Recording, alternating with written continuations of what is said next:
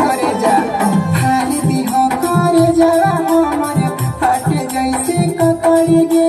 नदिया में तो देहिया जलई हो डाल के आम के लकड़ी गे सुन गे